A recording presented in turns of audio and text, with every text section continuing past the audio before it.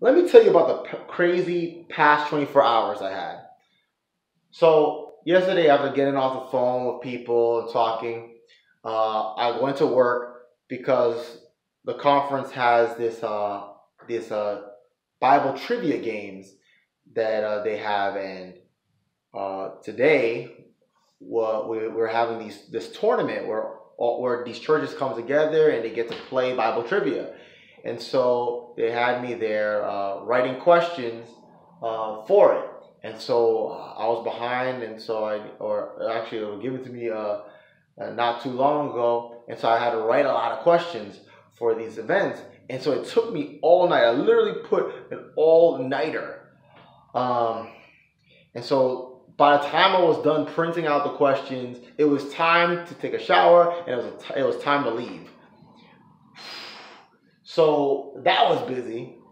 And so I start driving and I make it to the campgrounds because we're having camp meeting.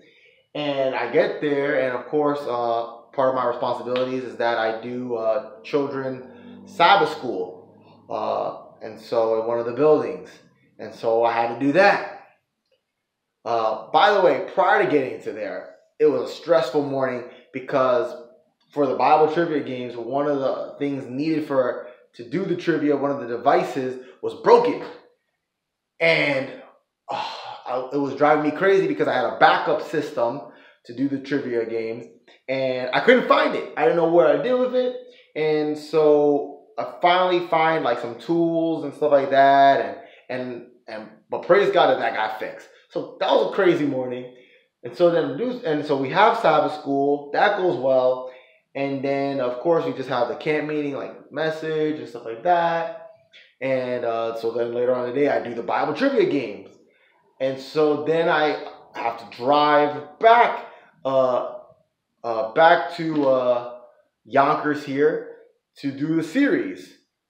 So on the car ride, try to listen to the audio Bible, to go through the chapter, get home, try to go through the chapter, prepare, and it's just a crazy busy day. Just no sleep. Besides, like remember, I was sitting in the Sabbath school classroom this morning, and I sat down and I took maybe I don't know, maybe a 5-minute nap or something. And so it's just been running on I guess fumes or adrenaline. So yeah, I think about the chapter today, Matthew chapter 14, and Jesus also has an extremely busy day. By the way, I think it's pretty cool how like doing this series has been a blessing for my life because it seems like things I go through, it just so happens that the chapter is also dealing with what I'm going through. So I'm able to apply it to myself personally. So yeah, Jesus is having a crazy busy day. He loses his cousin. First of all, John the Baptist dies. And he's trying to get some alone time. He doesn't because like a multitude show up. And so he ends up healing their sick people. And then it's food time. So he starts like feeding the people. Although it's an amazing miracle, it takes a lot of time to divide up the bread and make the bread and give it to the people. Remember, there's 5,000 people plus plus a woman and children. That could easily be 15, 20,000 people there.